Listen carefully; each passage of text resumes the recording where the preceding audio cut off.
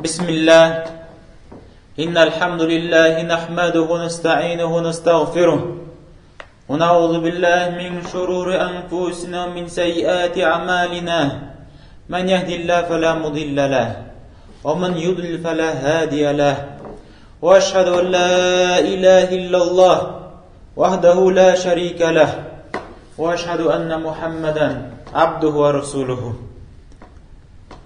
Barcha alemlerini yoktan bar kılıp, terbiyelep, rizıklandırıp, idara etüşü Rabbimizga barcha maqtovlar.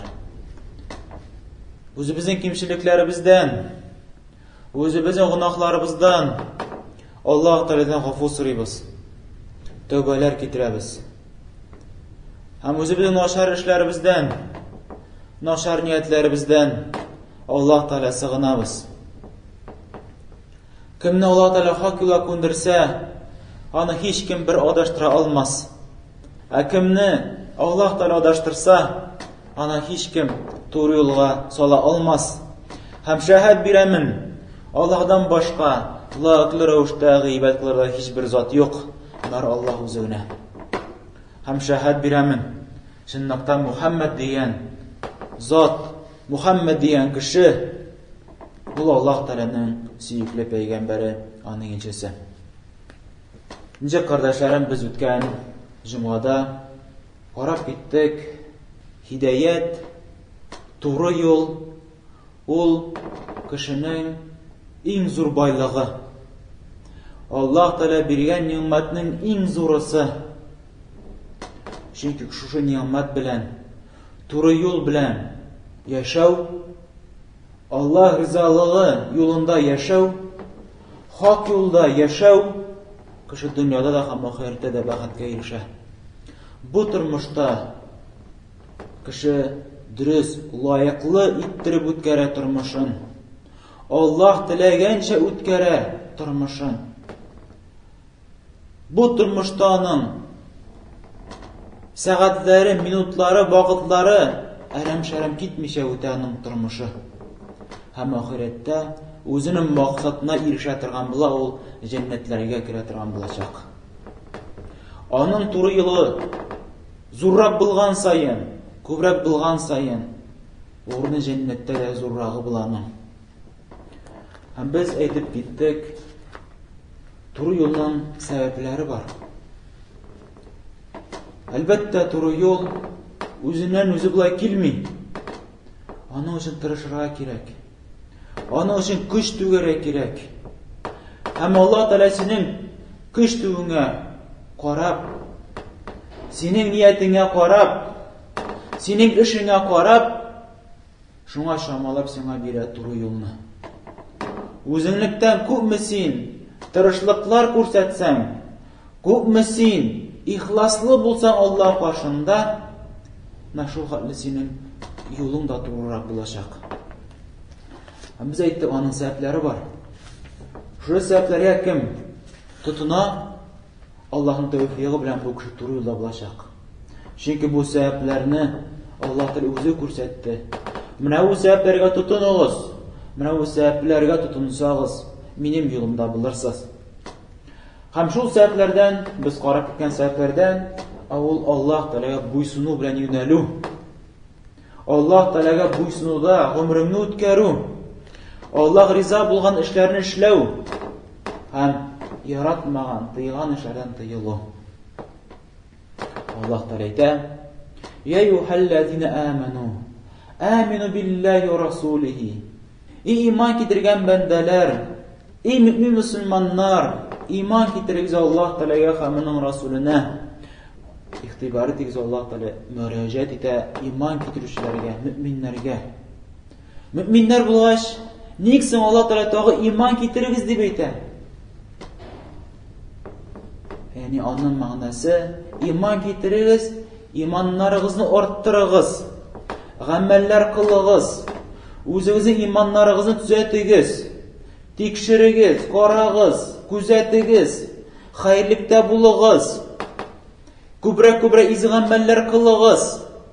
Mana shu ishlasangiz iymonlaringiz ortib turgan bo'lacak. Арттырыгыз иманыгызны Аллаһка карата. Ихласлыгыгызны изге гамәлләр белән. Арттырыгыз иманыгызны пәйгамбәргә карата, аңа буйсынулык белән. Һәм нәшәттиреп кеше изгелекләр кылу белән кеше хаклыкка якынлаша, туры юлга якынлаша. Ничек сөннәт галимнәр әйтәләр, иманның мәгънәсе ул йөрәк белән ышану, телең белән әйтү, әгъзалар белән гамәлләр кылу. Һәм иманыбыз күтәрелә һәм төшә.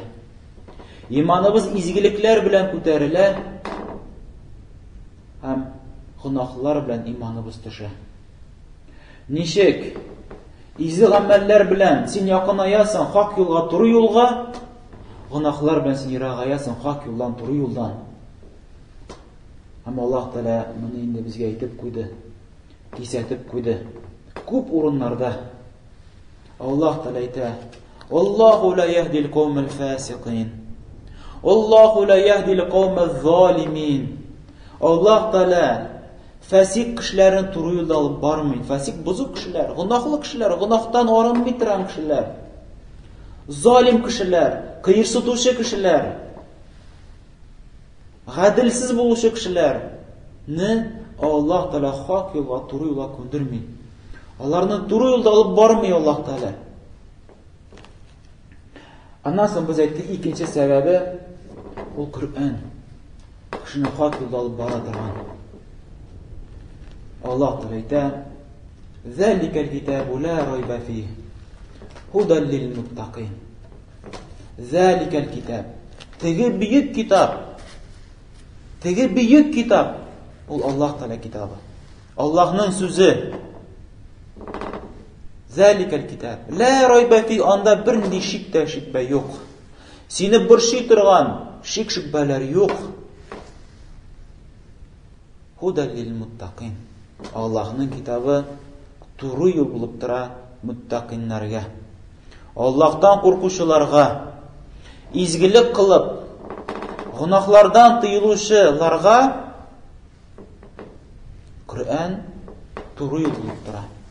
Чөнки кеше изгелектә булгач, иманы арткач, аны йөрәге чистарына башлый, һәм чистарынгач, Коръәнне укый чиста күңеле белән, чиста йөрәге белән, һәм дөрес аңлау белән аңлый башлый Коръәнне.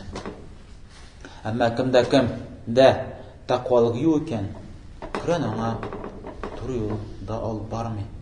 Коръән аңа туры юлда алып бармый. Менә кызганыч, күп мәҗлесләрдә булабыз. Ул мәҗлесләрдә рәт-рәт кеше утыра өстәлдә. Һәм син укыйсың Коръәнне, мәгънәләрен аңлатасың. Әмма кайбер кешеләргә карасаң, шушы мәҗлестәге, әллә алар ишеттеләр, әллә алар ишетмәделәр. Күпме Аллаһның хөкемнәрен тыңлыйлар, әллә укыдың, әллә укымадың. Киресенчә, шушы Аллаһның аятләреннән туеп, тизрәк бетәр микән, тизрәк бетсен икән дип, шуны үмитләнеп торалар. Ничек Коръән андый кешеләрне хак юлда, туры юлда алып барсын? Гәрчә алар үзләре теләмиләр бу туры юлны, һәм гынаһлары каплаган аларның йөрәкләрен шушы Коръәнне кабул итүдә. Өченче сәбәбе без әйтте, ул дуга. Аллаһ Тәгалә әйтә: "Ва кала раббукум уд'уни астаҗиб лакум." Менә сезнең Раббыгыз әйтте: "Дуга кылыгыз, миннән хаҗәтләрегезне сорагыз." Туры юлдан да тагы зур хаҗәт бармы безнең? Туры юлны сорагыз, хаҗәтләрегезне сорагыз. Астаҗиб лакум, мин сезгә обязательно җавап бирәчәкмен. Мин сезгә җавап кайтарачакмын. Ибраһим алейһиссалам әйтә: "Ваду рабби аса алла акуна бидуаи рабби шақия." Мин үземнең Раббыма дуга кыламын, гыйбадат кыламын һәм хаҗәтләремне аннан, Раббымнан сорыймын.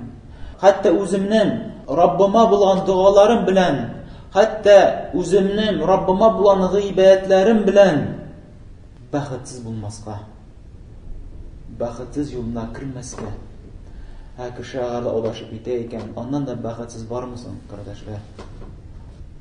Кеше адашса, ул бу тормышта тырышлыклар да эшләргә мөмкин. Тырышып, гыйбатларын да үтәүе мөмкин. Үзенең мал-мөлкәтләрен куллануын да мөмкин. Ләкин кеше адашкач, Аллаһ Тәгалә адашкан кешеләр белән бер гамәлне алмый. Чөнки аларның тырышлыклары икенче юнәлештә, Аллаһ юнәлешендә түгел. Аллаһ теләгән юнәлештә түгел. Һәм дүртенчесен без искә төшердек. Ул Пәйгамбәрбез саллаллаһу алейһи ва сәлләм сөннәтенә урт эшләр белән ябышу. Пәйгамбәрбез сөннәтенә нык итеп ябышу. Онан аерылмау. Әлбәттә, моңа әсәрләр, моңа аятлар бик күп. Һәм шулардан берсе менә Ибн Аббасны әсәр китерик. Моны Әхмәд Сүннәт җыентыгында сахих шылбыр белән, дөрес шылбыр белән китерә. Һәм әлбәттә, бу бик күп сөннәт китапларында килә бу әсәр. Ибн Аббас сахаби, галим, уммәтебездә муфассир, кешеләргә оныта торган булган хәерле хаҗ ул тәмәттү хаҗы. Тәмәттү хаҗы иң хәерле хаҗ. Тәмәттү хаҗы гомрә белән хаҗга ниятләп керәсең, гомрәңне кылгач, ихрам хәленнән чыгып ял итәсең хаҗга хәтле. Аннан соң хаҗ вакыты җиткәч, хаҗга кирип китеп, хаҗны төгәлләп бетерәсең. Әмма кайбер кешеләр Ибн Аббаска килеп әйттеләр: "Менә син әйтәсең безгә тәмәттү хаҗы яхшы дип." Әлбәттә, Ибн Аббас радиллаһу анһу үзлектән моны әйтмәде. Пәйгамбәребезнең хадисләрен китерә. Пәйгамбәрнең сүзләрен китерә. Моның турында әлбәттә хәдисләр күп. Һәм кешеләр килеп әйттеләр Ибн Аббаска: "Менә Ибн Аббас, бит Абу Бакр белән Гомәр, алар кыйран хаҗлары кыла иделәр. Абу Бакр белән Гомәр Пәйгамбәребезнең иң яхшы кешеләр. Пәйгамбәребездән соң иң яхшы кешеләр җир өстендә. Алар кыйран хаҗы кылдылар. Алар белмәделәрме?" Шас Ибн Аббас әйтә: "Мин куркамын сезнең өстегезгә ташлар явыр дип. Аллаһның газабы килер дип. Мин сезгә әйтәмен, Пәйгамбәр әйтте дип. Сез әйтәсез миңа, Абу Бакр белән Гомәр әйтте дипме?" Бу чагыштыра торган сүзләр түгел. Чагыштырып куя торган сүзләр түгел. Менә сахабиның сүзенә карыйк әле. Пәйгамбәрбез иң хәерле кешеләр дә Пәйгамбәрнең сүзенә тормыйлар, кардәшләрем. Чөнки Пәйгамбәребезнең сүзе ул Аллаһ сүзе. Ничек Аллаһ Тәгалә әйтә: "Я юхаллазина аману, ла туқаддиму байна идиллаһи ва расулих, ваттақуллаһ инналлаһа самиун алим." Иман китерүче бәндәләр, Аллаһның сүзенә хәтле һәм Пәйгамбәребезнең сүзенә хәтле башка бер сүзне алдан куймагыз. Аллаһтан куркыгыз, шуны Тәгалә ишетүче һәм белүче. "Я юхаллазина аману, ла тарфау асватакум фаука саутин наби." Иман китерүче бәндәләр, Пәйгамбәрнең тавышы өстеннән башка тавышны күтәрмәгез. Үзегезнең тавышларыгызны күтәрмәгез. Менә бу аят ачыктан-ачык күрсәтеп тора. Аллаһ Тәгалә ачыктан-ачык күрсәтеп безгә күрсәтә. Пәйгамбәрнең сүзенә хәтле бер кемнең сүзе булырга тиеш түгел. Пәйгамбәрнең сүзеннән өстән бер кемнең сүзе өстән булырга тиеш түгел. Һәм Ибн Тәймия рахимахуллаһ үзенең фәтвәләр җыентыгында бу кыссаны беренче урында искә төшерә. Һәм Урва ибн Зубайр, инде ул табиин, Зубайр ибн Аввамның малае, ул шулай безнең өммәтебезнең галиме була, табииннардан була. Кашан Ибн Аббас кешеләргә әйткәч, тәмәттү хаҗы иң яхшы хаҗ дип, Пәйгамбәрнең сүзе белән, әмре белән. Һәм Зубайр ибн Аввам аның белән бәхәсләшә башлады. Ягъни үзендәге булган дәлилләрне китерә башлады. Абу Бакр Гомәр әйтте дип. Аннан соң Ибн Аббас радиаллаху анху әйтә: "Субханаллах, мин бит сиңа әйтәм, пәйгамбәр әйтте дип. Мин бит сиңа әйтәм, пәйгамбәр саллаллаху алейхи вассалам хаҗ кылганда, соңгы хаҗында үзенең сахабаларны әмер итте: үзгәртегез Киран хаҗын тәмәттү хаҗына. Агар да мин кире кайтарылган булсам, мин ди үзем дә тәмәттү хаҗына керер идем" дип әйтә сахабаларга. Һәм синең бит үзеңнең әниең дә Әсма, Агрубаның әнисе Әсма була, Абу Бакрның кызы. Синең үзең әниең дә бит Киран хаҗыннан тәмәттү хаҗына күчә. Бар сорап кара әниеңнән дип. Шайтыр Агруба бин Зубайрның шайтыр тынычландыра. Чөнки Ибн Аббаста дәлил бар. Көчле, куәтле сүз бар. Пәйгамбәр саллаллаху алейхи ва саллям юлы, Пәйгамбәрбез сөннәте һәм Пәйгамбәрбез сөннәтенә бер нәрсә каршы килми. Хәтта Ибн Умарга да килделәр шушындый сүз белән. Киран хаҗы синең әтиң дә кылды, Абу Бакр кылды дип. Ибн Умар радиаллаху анху әйтә: "Аллаһның китабы хаклырак Гомәргә иярүгә караганда." Ибн Умар әтисе яклылар әтисен. Менә синең бит әтиең Гомәр Киран хаҗы кыла иде. Ибн Умар радиаллаху анху әйтә: "Әмма белегез ди, Аллаһның китабы хаклырак, лаеклырак минем әтиемә Гомәргә иярүгә караганда." Менә сахабаларның юллары ничек булды? Ничек кенә туганнарын, әти-әниләрен, кардәшләрен яратмасыннар, галимнәрен ничек кенә яратмасыннар, ләкин аларда беренче чиратта Пәйгамбәрбез саллаллаху алейхи ва саллям булды. Һәм Пәйгамбәрбез саллаллаху алейхи ва саллям беренче чиратта булгач, менә алар хак юлда, туры юлда булдылар. Һәм бишенчесенә керик, ул гыйлем эзләү, кардәшләрем. Ул гыйлем эзләү. Аллаһ Тәгаләнең гыйлемен таләп итү. Чөнки Аллаһның гыйлеме ул нур. Аллаһның гыйлеме ул яктылык. Аллаһның гыйлеме ул хак юл, туры юл, җәннәткә илтә торган юл. Нашы нур белән, яктылык белән син хак юлда буласың да.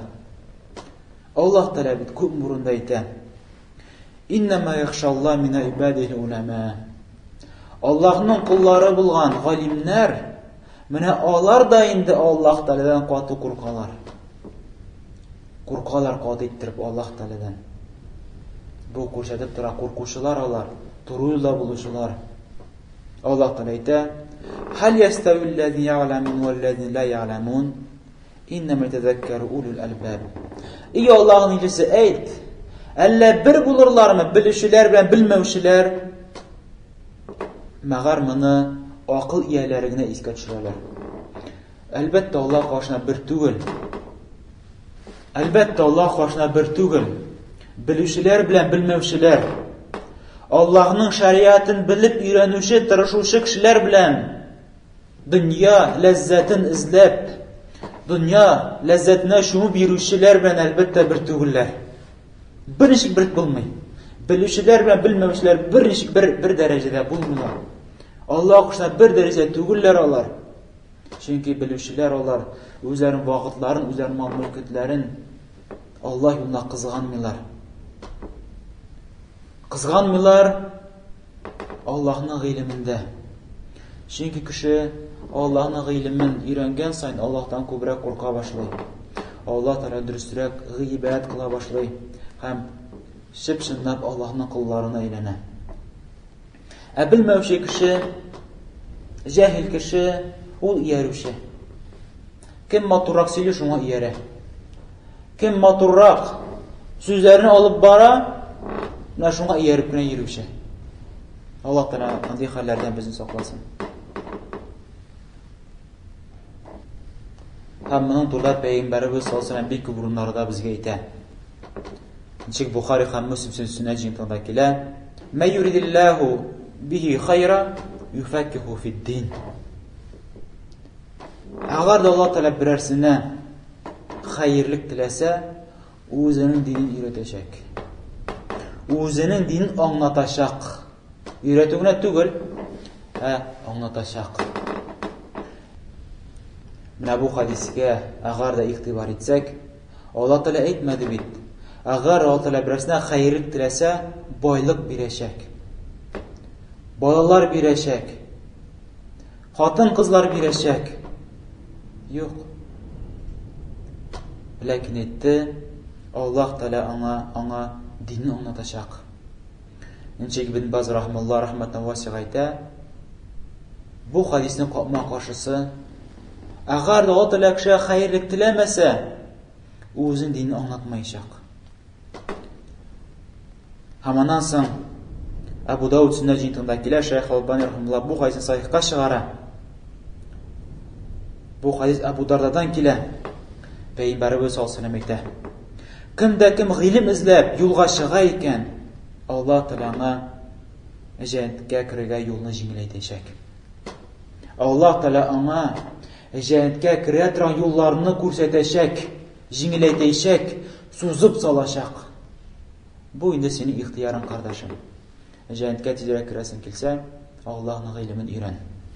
Җәннәткә кыскарак юл белән керәсең килсә, урап-урап Ирак юллардан түгел, якын юлдан керәсең килсә, Аллаһның гыйлемен өйрән.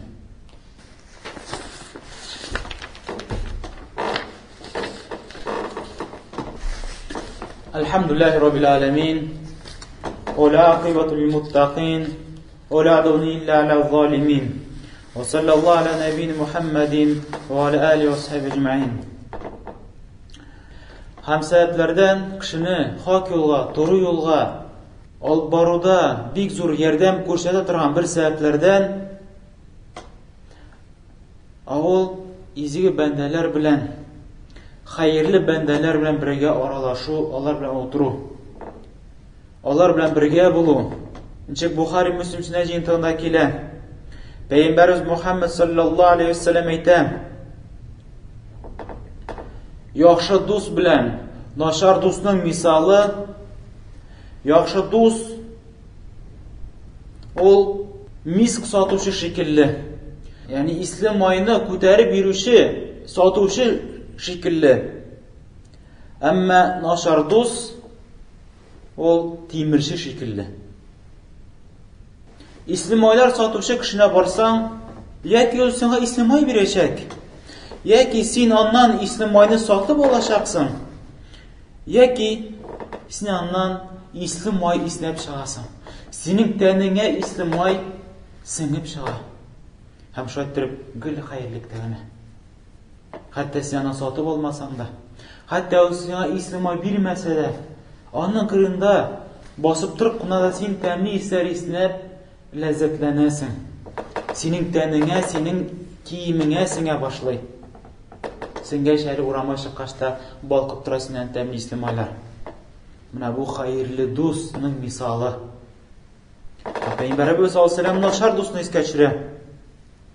Ул тимерче шикелле.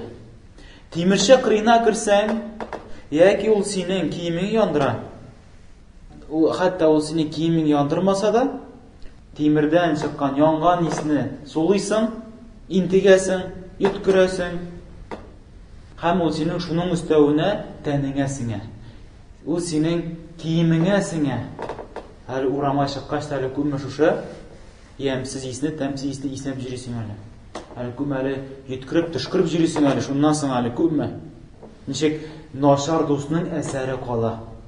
Хәтта начар дустан син аның кебек начар гамәлләрне алмасаң да, киемеңне яндырмаса да, ничек монда мисалда китерә, барыбер тәэсирләнеп чыгасың. Ничек утның исе кешенең киеменә һәм кешенең тәненә тәэсир ясаган шикелле.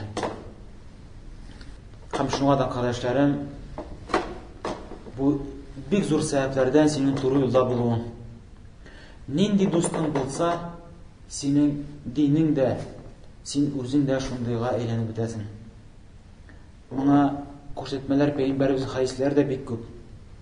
Шейх Албани рахмаллаһ бу хәдисне хәсәнгә чыгара, яхшы дип әйтә бу хәдискә.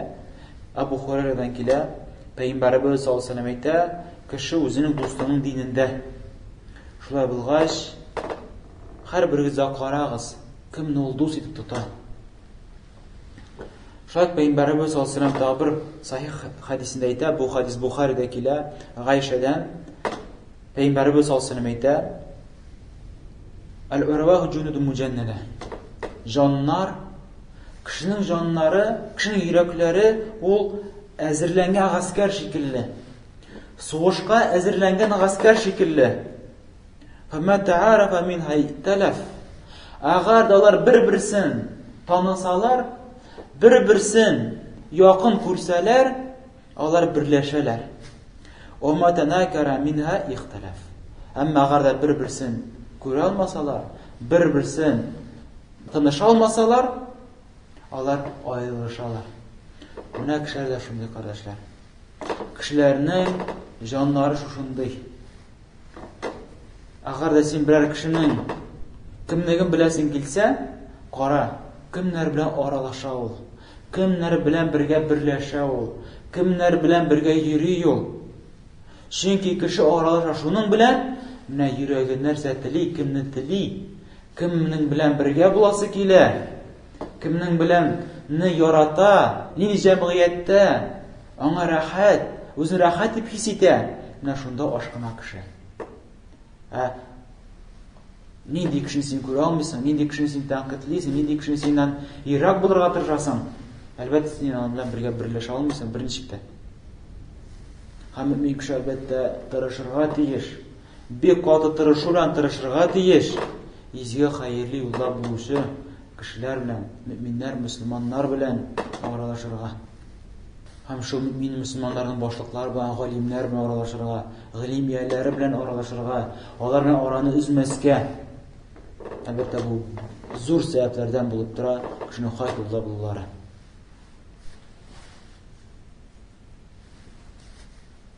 Һәм әгәр дә, кардәшем, без санап киткән сәбәпләрне син куллана торган булсаң, һәм әгәр дә син үзеңне хак юлда, туры юлда тапсаң, инде әлбәттә Аллаһка бик зур шөкрләр ит. Шөкр ит Аллаһ Тәгаләгә. Һәм тырышлыгыңны тагы да күрсәт. Үзеңнең аягыңнан нык бул. Артка чигенмә. Көчсезләнмә. Яукауланма. Бәлкем үзеңә файда китерә торган эшләрдә каты тырышлык эшлә. Һәм Аллаһ Тәгалә шөкр ит. Аллаһ Тәгалә сине кафирләр арасыннан кылмады. Мәңгелек җәһәннәмгә керә торган кафирләр рәтеннән сине чыгарды. Күп миллиардлаган кешеләр арасыннан Аллаһ Тәгалә сине чыгарып мөмин итте.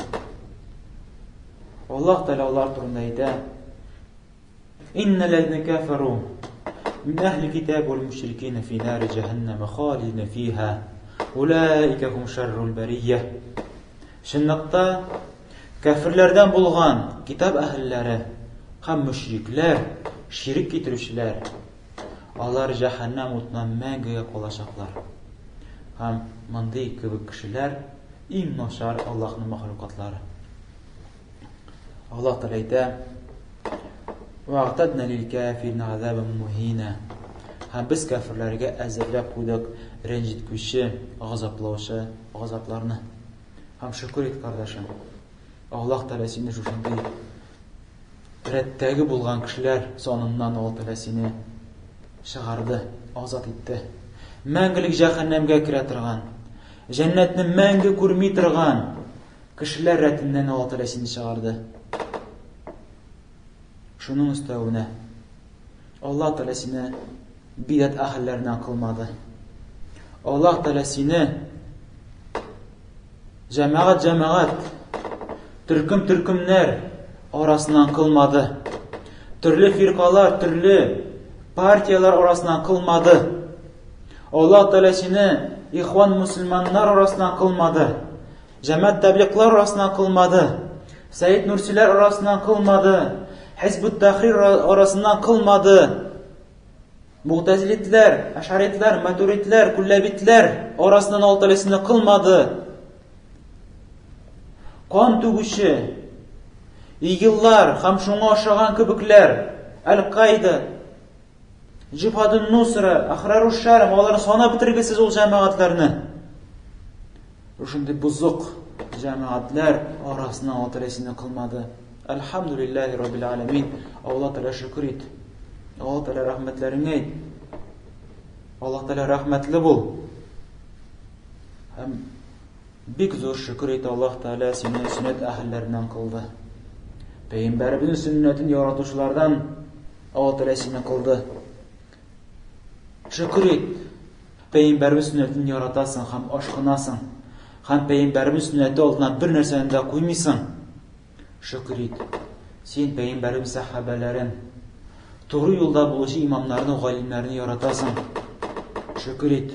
Син бидатны һәм бидат әһләрен күрә алмыйсың, ираклашасың.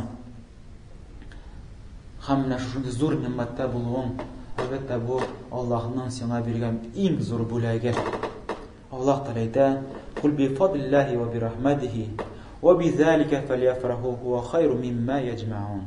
Әйт, ey Аллаһның кеше, Аллаһның фазилаты белән һәм аның рәхмәте белән сез шундый хак юлга, туры юлга кирдегез. Фа би залика фальяфраху. Менә Аллаһның рәхмәтенә, Аллаһның сезгә күрсәткән фазилатына шатланыгыз. Шөкрле булыгыз. Шатлан, Аллаһ Тәгалә сиңа шундый зур бүләк бирде. Туры юлны бирде. Хак юлны бирде. Гәрчә күпме кеше моннан мәхрүм калдылар. Ва хайру мимма яҗмаун. Һәм Аллаһның фазилаты, Аллаһның рәхмәте сиңа төшүе, синең хак юлда булуы бу күпкә мәртәбә хәерлерәк. Нәрсә алар җыялар? Нәрсә алар мал-мөлкәтне җыялар? Нәрсә алар җыялар? Төркем, кеше саны җыялар, дәрәҗә җыялар, дөньяда ниндер урынга менәләр, байлыкка ирешәләр. Алар бөтенсеннән дә хәерлерәк Аллаһның сиңа күрсәткән рәхмәте һәм фазилаты ул хак юл, туры юл. Инде Аллаһ Тәгаләдән сорыйбыз: Раббим Аллаһым, безне хак юлга, туры юлга күндергәннән соң безне кире алыштырма. Раббана ла тузигъ кулубана баъда إذ һадәйтана ва һаб лана мин ләдунка рахмат иннәка антал ваххаб. Я Раббим Аллаһым, сорыйбыз синнән безнең кимчелекләр, безнең гөнаһларыбызны, үзебезнең эшләребездә исраф иткәннәребез өчен, күпме кимчелек китергәнебез өчен Раббим Аллаһ мафу кыл безне. Һәм безнең дуага мохтаҗ булучы, мәйт булган кардәшләребезнең дә кимчелекләрен мафу кыл. Кабер тормышларын иркен кыл. Кабер тормышларын тарайтма. Һәм җәннәттә яшәргә насыйп эйлә, я Раббил аламин. Раббана агфир лана зунубана ва каффир анна сайyi'atina ва таваффана мa'ал абрар.